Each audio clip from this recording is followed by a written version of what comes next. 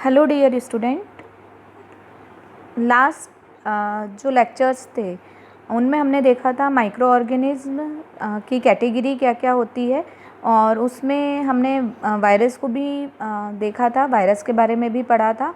उसके अलावा हमने different type of micro organism को कैटेगराइज्ड करके उनके फिगर्स भी देखे थे और इन सब के बारे में जनरल में डिस्कस किया था। Now we start with the microorganism and us. Microorganism और हम, मतलब कि माइक्रो ऑर्गेनिज्म हमारे लिए, हमने देखा ये चैप्टर का नाम ही है माइक्रो ऑर्गेनिज्म फ्रेंड एंड फो। मतलब हमारे लिए माइक्रो ऑर्गेनिज्म यूज़फुल भी हैं और हार्मफुल भी हैं। तो हम देखें कहाँ कहाँ हमारे लिए माइक्रो ऑर्गेनिज्म यूज़फुल है और कहाँ कहाँ माइक्रो ऑर्गेनिज्म हमारे लिए हार्मफुल हैं।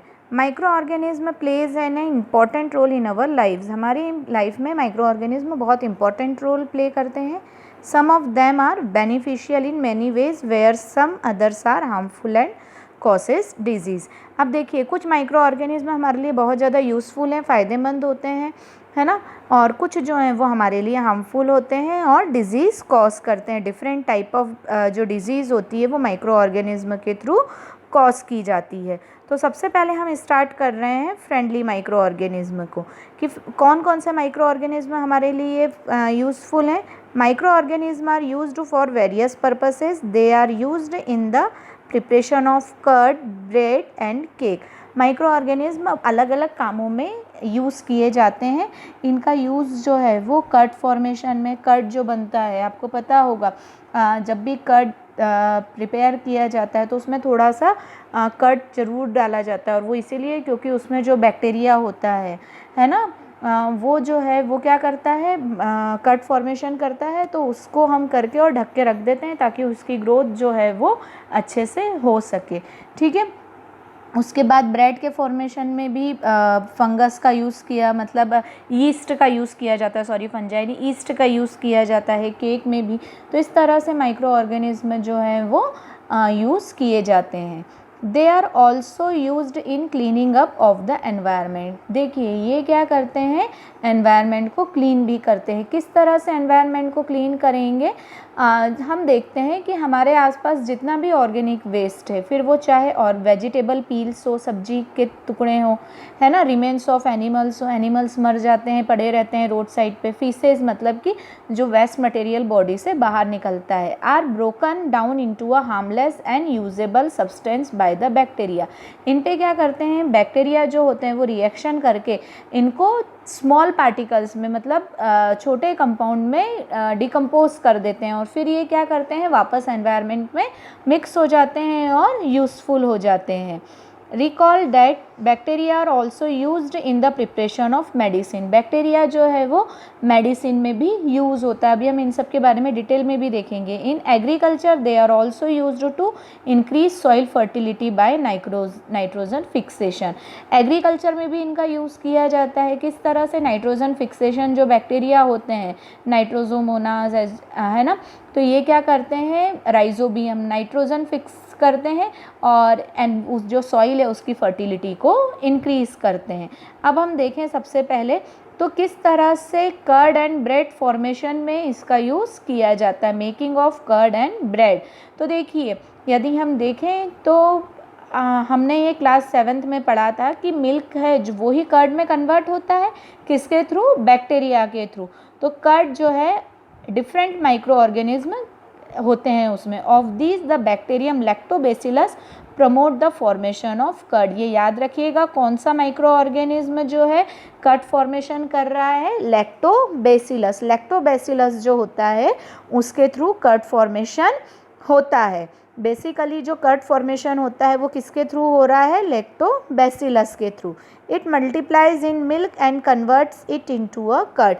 ये क्या करता है, मिल्क में अपने आप को मल्टीप्लाई करता है और कर्ड का फॉर्मेशन करता है। देखिए कर्ड फॉर्मेशन की भी एक प्रोसेस होती है। मिल्क को थोड़ा सा गर्म किया जाता है क्योंकि माइक्रो ऑर्गेनिज्म जो है ना, वो एक पर्टिकुलर टेम्परेचर पे ज़्यादा ग्रोथ करते हैं, रैपिडली ग्रोथ करते हैं। तो हल्का कुनकुना सा, जिसे हम ल्यूकवार्म मिल्क बोलते हैं, उतना गर्म किया जाता है। ना ही दूध बहुत ठंडा होता है, ना ही एकदम बॉईल किया हुआ। यदि उन दोनों कंडीशन में हम कर्ड डालेंगे तो क्या होगा, कर्ड का फॉर्मेशन नहीं होगा और फिर थोड़ा सा सैंपल ऑफ कर्ड जो है वो उसके अंदर मिलाया जाता है। तो जैसे ही हम मिलाते हैं उसके बाद उसे क्या करते हैं, कवर करके रख देते हैं, है ना, ताकि वो माइक्रो ऑर्गेनिज्म, दरअसल माइक्रो ऑर्गेनिज्म जो हैं वो नेचर बाय नेचर एनाएरोबिक होते हैं, है ना, ऑक्सीजन की अपसेंट में ज़्यादा अच्छे से ग्रोथ कर पाते हैं। तो इसलिए कवर करके रख दिया जाता है ताकि वो और अच्छे से ग्रोथ कर सकें। Bacteria are also involve in the making of cheese. Bacteria का यूज़ चीज़ फॉर्मेशन में भी किया जाता है, pickles and many other food items, अचार बनाने में और भी बहुत सारी चीज़ों में किया जाता है। An important ingredient of rava, idlis and bhatura is curd. हम अच्छे से जानते हैं कि जो रवा इडली बनती है या भटूरा बनता है उसमें कर्ड मिलाया जाता है। क्यों मिलाया जाता है? क्योंकि कर्ड जो है वो फर्मेंटेट कर देता है उसे, है ना। मैंने अभी बोला कि वो एनाएरोबिक होते हैं, तो उनमें क्या होता है, मेनली कार्बन डाइऑक्साइड होता है। तो जब हम उसे हीट करते हैं तो वो कार्बन डाइऑक्साइड गैस बाहर निकलती है और वो अच्छे से फ्लफ़ी हो जाते हैं, मतलब सॉफ्ट भी रहते हैं और फूले हुए भी रहते हैं। Bacteria and yeast are also helpful for fermentation of rice, idlis and dosa batter. अब बैक्टीरिया और यीस्ट का यूज़ जो है वो किसके लिए किया जाता है? जो चावल से इडली बनती है और डोसा वगैरह बनाया जाता है उसके लिए इसका यूज़ किया जाता है ना। अब ये देखिए, ये इसमें बताया गया है कि हाफ kg आटा लिया हुआ है और उसमें कुछ शुगर के साथ गर्म पानी मिलाया है और फिर कुछ ईस्ट पाउडर मिलाया गया है और एक सॉफ्ट डो बना दिया गया है, ठीक है। और जब इसे हम लगभग 2 घंटे बाद देखेंगे तो ये इस तरह से जो है फूल जाएगा। वो क्यों? क्योंकि जो यीस्ट है वो ग्रोथ करी उन्होंने, है ना। और ये जो है ये रेस्पिरेशन में कार्बन डाइऑक्साइड जो है वो, जो कार्बन डाइऑक्साइड निकलती है वो फूल जाती है, बाहर निकल नहीं पाती कवर होने के कारण, ठीक है। तो इस तरह से ये ग्रोथ करते हैं। फिर देखें हम, yeast reproduce rapidly and produces carbon dioxide during the respiration. Bubbles of the gas feel the डफ एंड इंक्रीज इट्स वॉल्यूम। अब जो गैसेस के वॉल्यूम हम कवर करके रख देते हैं तो जो गैसेस के वॉल्यूम रहते हैं वो स्पेस में भर जाते हैं और वो फूल जाता है। This is the basis of use of east in the baking industry for making bread, pastries and cakes. और यही जो है ये बेसिक है, तभी वो इतना सॉफ्ट स्पंजी होता है ना। उनके बीच में जो स्पेस रहती है वहाँ कार्बन डाइऑक्साइड रहती है और जब हम उसे हीट करते हैं तो कार्बन डाइऑक्साइड बाहर निकल जाती है और अंदर की स्पेस जो है वो खाली हो जाती है और वो काफ़ी फ्लफ़ी हो जाते हैं। Commercial use of micro organism. अब ये तो क्या था, होम यूज़ थे, घरों में हम जनरली यूज़ करते हैं अलग अलग उसमें। अब माइक्रो ऑर्गेनिज्म का कमर्शियल यूज़ क्या है? कमर्शियल यूज़ ऑफ यदि हम माइक्रो ऑर्गेनिज्म देखें तो microorganism are used for large scale production of alcohol, wine and acetic acid, जिसे विनेगर भी बोला जाता है। माइक्रो ऑर्गेनिज्म का यूज़ कहाँ कहाँ होता है? अल्कोहल में, वाइन बनाने में, है ना। ये डिफरेंट टाइप जो है ड्रिंक्स हैं, ये हार्ड ड्रिंक्स। और उसके बाद विनेगर आपको पता है घरों में पिकल्स बनाने में या दूध को फाड़ने में, इन सब चीज़ों में विनेगर का यूज़ किया जाता है। तो वहाँ भी जो है वो माइक्रो ऑर्गेनिज्म का यूज़ किया जाता है। East is used for commercial production of alcohol and wine. East का यूज़ अल्कोहल एंड वाइन बनाने में किया जाता है। अल्कोहल जो है वो शुगर से, मतलब कि जो शुगर केन होती है उससे बनती है, और वाइन जो है ये डिफरेंट टाइप ऑफ जो सीरियल्स होते हैं उससे बनते हैं। For this purpose east is grown on natural sugars present in grains like barley, wheat, rice, crushed fruit juices etcetera, है ना। डिफरेंट टाइप ऑफ फ्रूट्स से बनती है, फिर सीरियल्स से बनती है, तो अलग अलग चीज़ों से ये जो है इनका यूज़ बनाने में किया जाता है। फिर यदि हम देखें तो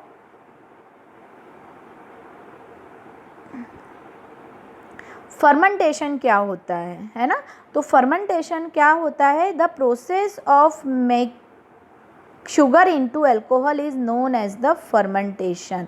शुगर का अल्कोहल में कन्वर्ट होना, है ना। शुगर जो है अगर वो अल्कोहल में कन्वर्ट हो जाती है तो वो जो प्रोसेस कहलाती है वो फर्मेंटेशन कहलाती है ना। शुगर यदि अल्कोहल में कन्वर्ट हो रही है तो this process is known as the fermentation. और ये याद रखिएगा, लुइस पॉस्चर ने इन 1857 में फर्मेंटेशन को डिस्कवर किया था। ऑब्जेक्टिव क्वेश्चन में जो कॉम्पिटिटिव एग्ज़ाम होती है या आपकी लोकल एग्ज़ाम जो होती हैं उनमें ये ऑब्जेक्टिव में पूछा जा सकता है कि फर्मेंटेशन किसने डिस्कवर किया था या किस ईयर में डिस्कवर्ड हुआ था? इन 1857 में लुईस पाश्चर ने फर्मेंटेशन को डिस्कवर किया था। अब उसके बाद यदि हम देखें तो medicinal use of micro organism के मेडिसिनल यूज़ कहाँ क्या क्या है, कौन कौन सी मेडिसिन में और किस किस तरह से माइक्रो ऑर्गेनिज्म जो हैं वो यूज़ होते हैं। Whenever you fall ill the doctor may give you some antibiotic tablets. जब भी हम बीमार होते हैं तो डॉक्टर हमें क्या देता है? टैबलेट देता है, कैप्सूल। यदि कुछ ज़्यादा प्रॉब्लम होती है तो इंजेक्शन, है ना, सच एज ऑफ पेनिसिलिन, है ना, कुछ तरह के इंजेक्शंस भी दिए जाते हैं कभी। The source of these medicine is micro organism. In medicine का सोर्स क्या है? माइक्रो ऑर्गेनिज्म है। ये मेडिसिन किससे मिलके बनती है? बेसिकली माइक्रो ऑर्गेनिज्म से। दीज मेडिसिन किल और stop the growth of the disease causing micro organism. ये क्या करते हैं? हमारी बॉडी में जो डिजीज़ हुई है उनकी ग्रोथ को या तो रोक देंगे या उनके जो पॉजिटिव एजेंट हैं उनको किल कर देते हैं, मार देते हैं। सच मेडिसिन आर कॉल्ड एंटीबायोटिक। ये जो मेडिसिन है ये क्या कहलाती है? Antibiotic. These days number of antibiotics are being produced from bacteria and fungi। अभी फ़िलहाल में बहुत सारी ऐसी मेडिसिन्स हैं जो एंटीबायोटिक्स हैं और जो मेनली बैक्टीरिया और फंजाई से मिलकर बनती हैं। स्ट्रेप्टोमाइसिन है, टेट्रासाइक्लिन है एंड एरिथ्रोमाइसिन जो हैं उनके कुछ एग्जाम्पल हैं। आप कोई भी मेडिसिन उठा के देखिएगा और उनके कंपोनेंट्स देखिएगा, आपको स्ट्रेप्टोमाइसिन, टेट्रासाइक्लिन ये जो है एंटीबायोटिक्स के कंपोनेंट्स में दिख जाएंगे। अब ये इंपॉर्टेंट है, अलेक्जेंडर फ्लेमिंग के बारे में दिया है। In 1929 Alexander Fleming was the working on a culture of disease causing bacteria. 1929 में क्या कर रहे थे? वो बैक्टीरिया के कल्चर पे जो डिजीज़ करते हैं कॉज, उन पर रिसर्च कर रहे थे, काम कर रहे थे। Suddenly he found the spores of little green mould in one of his culture plates. उनको क्या मिला? एक ग्रीन मोल्ड जो है उनके कल्चर में एक प्लेट में मिला। He observe that the presence of mould prevented the growth of bacteria. और उसने क्या देखा कि ये जो मोल्ड फॉर्मेशन हुआ है जिस प्लेट में, उस प्लेट में बैक्टीरिया ग्रोथ नहीं हो पाई है। In fact it also killed the many of this bacteria. और उन्होंने ये देखा कि इस मोल्ड के प्रिपेयर होने के कारण बहुत सारे बैक्टीरिया जो हैं वो किल हो गए हैं। और इसी से उन्होंने क्या किया? पेनिसिलिन जो है वो ड्रग बनाई थी। पेनिसिलियम हमने पढ़ा था, है ना, तो उसी से जो फंजाई के एग्जाम्पल था उसमें पेनिसिलियम देखा था, तो उसी से उन्होंने क्या प्रिपेयर करी थी? पेनिसिलिन जो थी वो प्रिपेयर की थी।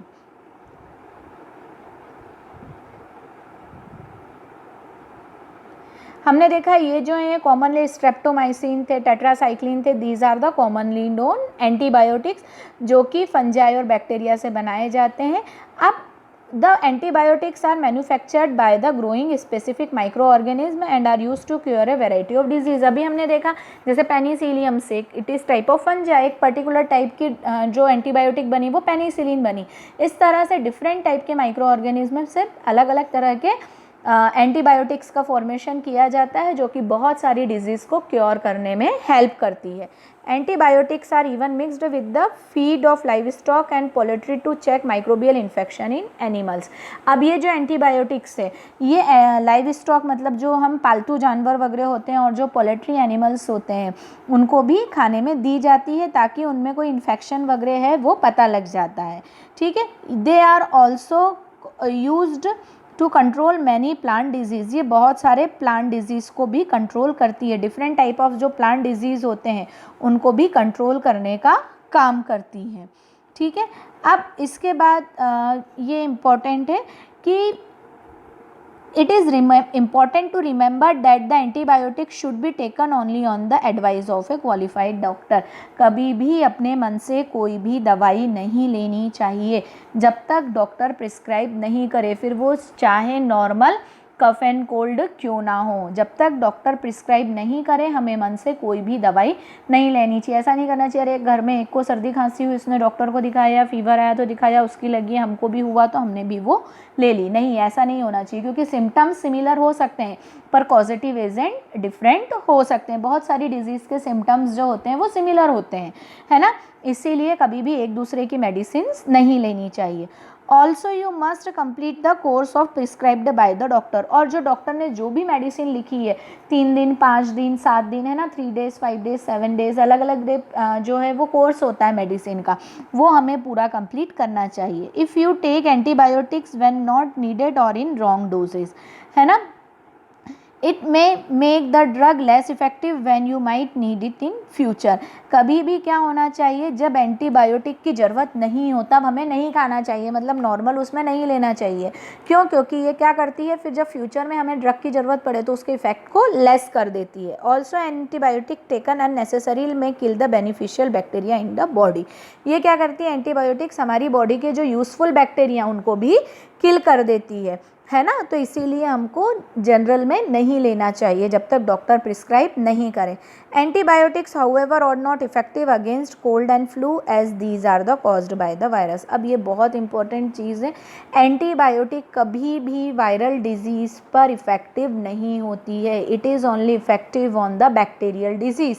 जितनी भी बैक्टीरियल डिजीज़ हैं उनके ऊपर एंटीबायोटिक इफेक्टिव होती है, बट वायरल डिजीज़ में एंटीबायोटिक इफेक्टिव नहीं होती है। इसीलिए मन से कभी भी दवाई नहीं लेनी चाहिए, क्योंकि नॉर्मल कफ एंड कोल्ड जो है वो वायरल डिजीज़ है ना, और हम क्या करते हैं, मन से रखी हुई कोई भी एंटीबायोटिक ले लेते हैं, तो वो जो है वो इस पर इफ़ेक्टिव नहीं होगी। क्यों? क्योंकि दोनों का जो फंक्शनिंग है बॉडी के अंदर वो अलग है। बैक्टीरिया अलग तरह से फंक्शन करता है, जाके बॉडी में अलग तरह से ग्रोथ करता है, और वायरस अलग तरह से। इसको यदि हम थोड़ा सा देखें तो दरअसल हमने वायरस के बारे में देखा था, वो होस्ट सेल का यूज़ करता है। जैसे मान लो ये हमारी बॉडी की सेल है, ये कोई वायरस है, तो वायरस क्या करेगा, हमारी ही सेल के अंदर आकर जो है वो ग्रोथ करेगा। अब यदि हमने कोई ऐसी दवाई ले ली जो सेल को डिस्ट्रॉय करेगी, तो वो क्या करती है, हमारी सेल को ही डिस्ट्रॉय कर देगी, और ये जो वायरस है ये क्या रह जाएगा, अनइफेक्टिव रह जाएगा। तो इसीलिए वायरल डिजीज़ में एंटीबायोटिक इफ़ेक्टिव नहीं होती है। और दरअसल जो एंटीबायोटिक है वो क्या करती है, जो बैक्टीरिया होते हैं उनकी जो आउटर मेम्ब्रेन होती है, जो कोट होता है, उसको डिस्ट्रॉय करने का काम करती है, और वायरस में इस तरह की कोट होती ही नहीं है। और जैसे ही ये कोट डिस्ट्रॉय हो गई, वायरस बैक्टीरिया क्या होते हैं, ग्रोथ नहीं कर पाते हैं। तो इसीलिए antibiotic effective on the bacterial disease, not a viral disease. So students, आज के लिए हम इतना ही करते हैं। नेक्स्ट जो है हमारे लेक्चर्स, उसमें हम वैक्सीन्स के बारे में देखेंगे कि किस तरह से वैक्सीन जो है वो काम करती है ना। आप लोगों ने यदि हमारे लास्ट वीडियोस नहीं देखे हैं तो आप हमारे चैनल ब्रजेश बागड़ी पे जाके हमारा लास्ट वीडियो देख सकते हैं। आपको हमारे वीडियो यदि पसंद आ रहे हैं तो हमारे चैनल को लाइक एवं सब्सक्राइब ज़रूर करें, वीडियो को शेयर करें और बेल आइकॉन प्रेस करें, ताकि आपको लेटेस्ट वीडियो की अपडेट्स जो है वो मिलती रहे। Thank you so much. और यदि आपको कोई भी डाउट है तो आप मुझे कमेंट करके या मैसेज करके पूछ सकते हैं।